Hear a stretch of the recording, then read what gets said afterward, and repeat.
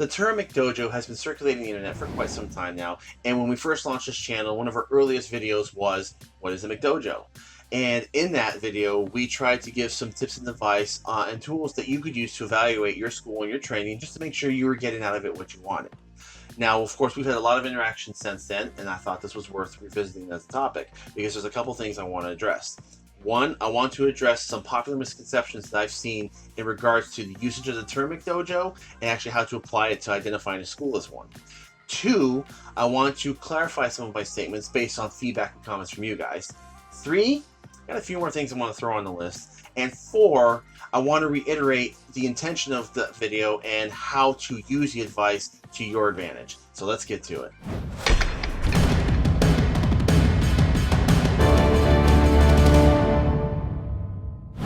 Now, I want to reiterate, this list that we released was not a definitive checklist in that if your school hit these certain things, they were definitely McDojo. So the list was just some ideas for you to observe and look at your school and just evaluate and ask yourself the question, do I feel like I'm getting quality training? But by no means does that mean if you checked off 3 things on that list, or if you said, oh man, my school, this is one item, that automatically meant your school was McDojo. No, that's not how that works. It was just, again, a general guide. First, McDojo is not an official term. It is a pejorative term used to imply negative connotations to an idea or a concept of schools. So you're going to find that definitions are going to vary and you might see some blurred lines. Generally, McDojo is defined as a school that focuses priority on making money and a profit over the quality of what they're teaching. That is, in a nutshell, what a McDojo stands for. Also, and I saw this comment many times and I still see it, whether we do an art history video or somebody's talking about a different art, somebody inevitably comes in and goes, oh, that art's a McDojo. And art cannot be a McDojo. A specific style cannot be a McDojo. This is often being mixed up with the term bullshido, which is another pejorative term, but basically bullshido is an art that basically people think is crap or not worth it or not up to par. So a lot of times people will interchangeably use the words, and that's not really correct. A McDojo does not apply to an individual art. How you feel about an art and its effectiveness and its history and whether it's got value or not, that's a whole separate topic. But an art cannot be a McDojo because a McDojo applies to a specific school. BJJ is a fantastic art. Most people will agree with that. But I have heard people say, oh, BJJ is a McDojo. No, BJJ cannot be a McDojo. You can have a BJJ school be a McDojo, and I've seen those before, that their training was horrible. It was all about money. Let's sign people up because this is the catch term. So that school can be a McDojo, but the art cannot. And kind of going back to the Bushido comment, just because it's a school that teaches something you don't like doesn't make it a McDojo either. There's different qualities of schools or different intentions of schools. So you can go to a martial arts school that focuses on self-defense. Other schools focus on exercise or kids programs or cardio programs. Other schools are tournament-based, they're point sparring. So if you're looking for a school that's primarily self-defense and you come across one that's all about tournaments, they got a room full of trophies, well, that doesn't make it a McDojo because of something that you don't want to train. That's their specialty. They might be fantastic and they might teach excellent programs that actually win competitions, but that's their goal.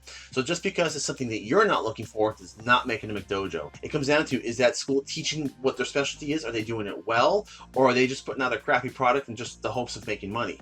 That's where the line is drawn. So you have to look at it objectively, not based on just what you are personally searching for. All right, now I want to do some clarifications based on comments we got in this video over the past year and a half. Now, a lot of the controversy about people training martial arts or teaching martial arts for a living comes down to, oh, this should be a passion. You're teaching people to defend themselves. You should have a love for the art. You should teach out the love for the art. I understand, and I even agree with that sentiment. However, does that not apply to doctors and teachers? I mean, doctors, they're saving people's lives literally. Should they not teach it should they not do it for free or just to help the public? Maybe they should go get another job and as a passion save people's lives on the side. It's kind of the same thing. A martial arts instructor is a specialized tradesman, and yes, it is a trade, because even back in the days, early days of martial arts, they were used for bodyguards, they were used for guarding transports, they were soldiers. So yes, it is a skill. It is a highly developed skill that is taught for multiple intentions, either to teach people to save their lives, teach people for health. It is a specialized trade. And I personally don't see anything wrong with it, of opening a school and running it as a business, again, as long as their goal and objective is to teach a quality art. honestly, you're not going to get rich off opening school. I'm going to promise you that, unless you're someone like who goes and does a whole big, high profile program like Billy Banks and back when you had Tybo, or if you're going to franchise your school across the United States, unless you're in that top tier of marketing, you're not going to make a huge amount of money off of opening the school. Trust me, I've seen this many, many times. I've seen schools open and close. It is a struggle to run a business as a martial arts. There's a lot of work into it. You don't go home rich, but there's nothing wrong with making that your profession and teaching as a livelihood. As long as you keep the lights on, you keep your staff paid, and you keep the school running, and if you can live on it and you can focus on the art, I personally don't see anything wrong with that. Again, as long as your passion is teaching the art and not opening school just for the profit. If you're opening a martial arts school just for the profit, chances are you're not going to get very far, because there's certain things you have to do for that, and then you start to go into the McDojo realm. Another comment is, if the school focuses on kids, then it's a McDojo. Hands down, it's all fake karate. No, I disagree with that. Going on to the last point is, if you're going to run a school and you want to run it full time and teach full time, you pretty much need a children's program just to keep the lights on. And a children's program can cover a different thing. It could be just about exercise, depends on what age group, but you can still teach kids life skills, teach them self-defense. Just because there's a kids program, or even the bulk of your business is a kids program, there's nothing wrong with that. Again, it comes down to the quality of what you're teaching. Also, the whole concept of kid black belts. Now, we did that in another video, Can Kids Get a Black Belt? Yes, I will agree. If you walk in the door and there's a whole bunch of kids students and they're 10 and under or whatever, and they're all wearing black belts, or there's a bunch of them that are black belts, if they are adult black belts, if they're considered full black belts, then yes, that's something I don't like. I don't think children should be adult level black belts. I think that's a skill that you have to grow into. And as far as an age, I don't think it should be based on specific age, like, oh, when you're 16. I think it comes down to the student, that when that student grows up old enough, strong enough to be able to hold their own and reasonably be able to defend themselves against an adult, then I think they're more in the qualification to be a black belt if you want to give them a Shodan rank. Now, if it's a junior black belt program, that's a little bit of a different story, and I've got more leeway on that.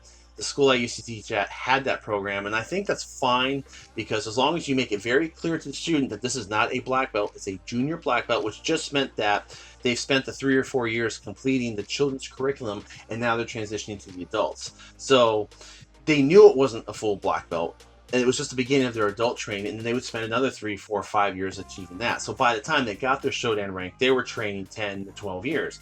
I think that's appropriate, but you have to make that distinction. A lot of schools don't do that. So if you do walk into a school and you see a 10-year-old that's a 4th degree black belt, that's definitely a big warning sign, and that's probably not the school you're going to want to train at. In the previous video, I mentioned the comment that if the instructor is shady or secretive about their lineage, then that's a warning flag. And I got a lot of comments saying, oh, just the lineage doesn't mean anything. Just the quality of a person's training doesn't matter on who their master was. And I agree, it does not matter what lineage they have. It all comes down to the individual instructor. But I'm talking about the way they handle that question, the way the effort. If they're putting effort into hiding what their background is, or if they're keeping it extremely vague, I'm sorry, that is a red flag to me. And this goes on to what kind of art they teach. I also mentioned if they're not clear about what their art is, that's also a little bit suspicious. And I don't mean that, they have to say, oh, we are Kyokushin, or we are Shotokan. A lot of schools are hybrids. Hybrids are fine. But if you go to a school and you ask the instructor what they teach, and they say, it's karate. And you say, well, what kind of karate? They're like, oh, it's just karate. There's no such thing as just karate. There's styles. There's different methods of training. And hybrids are fine. And even if they say, oh, well, it's a little bit of this, a little bit of that, or, here's my own system, this combination, this and this and this, totally valid. That can be totally fine. But if they won't tell you what's in the program, there might not be a lot to the program. So just some food for thought. The no fail rate. I mentioned that if the school never fails a student, that's a warning sign. I want to define that, because a lot of people are like, and I agree with this, some schools will not even test you unless that instructor feels you're ready. So if there's no fail rate, that might be because nobody tests until they are ready. What I was referring to more stems back to my early experience at my first Kempo school, which was kind of a McDojo. We had monthly tests, and it wasn't the instructor didn't pick you or you or you. There were monthly tests that you showed up for if you felt you were ready and you performed material. And if you performed it correctly, you got your stripe. If you didn't, you had to wait till next month. My problem comes into when there's a school with that kind of a setup and nobody fails that. Not everybody gets a stripe. There were times I showed up, I wasn't ready. I'm like, okay, I didn't get my stripe. Fine, that happens. I'll get it next month. But if it's a monthly test and everybody who shows up and everybody who tries out gets it is kind of odd. I also want to clarify my comment about dating students. I mentioned there that if the teacher dates students, that's definitely a big red flag. I want to, again, clarify this. It's one thing for an instructor to date another instructor, or if it's an adult class, a relationship can develop out of it. That's not such a big deal. That's actually fine. What I was really referring to, and this is my fault for not specifying it more clearly, were instructors who use the school as basically a singles bar. So I'm not poo-pooing on anyone having a relationship in school. That's fine. It happens. That's good. That's all good. I'm talking about when the instructor abuses the format, abuses the opportunity, and treats the school as their own personal singles bar. That's a problem. That's a big problem. And I ruffled a couple of feathers with this one, but I'm going to stand by this point. If the school teaches you no touch knockouts or throwing your chi across the room, leave. Find a different school. Unless you're studying theatrical arts, that is not a practical martial art or self-defense. And I try to be objective. All of you guys who are regular viewers know I try to be as objective as possible. When it comes to no-touch knockouts, I'm sorry. That doesn't fall into the category of legitimate martial arts. It's psychological, it's theatrics. And I've had a few comments going, oh, but you got to keep an open mind, or there's forces out there that we don't know. No, I'm sorry. My belief is with martial arts, you learn hands-on effectiveness. You have to learn how to manipulate a person. You got to build strength. You got to build technique in your body. It's about skill. It's not about throwing magic across the room. So I'm sorry if I ruffle any more feathers with this, but if the school teaches no-touch martial arts and your goal is self-defense or to get stronger, that is not the school for you. So now I want to add a couple of small things to this list. If they say that their art defeats everything, if this is the perfect art for you, and you ask, well, what about ground fighting? Oh, we don't teach ground fighting because our system defeats it. You don't even have to learn how to ground fight. No, see, when they start to disparage other arts and say you don't need to learn blank because ours covers everything, that's a problem. Because that just means they don't want you learning something else. Because I'm sorry,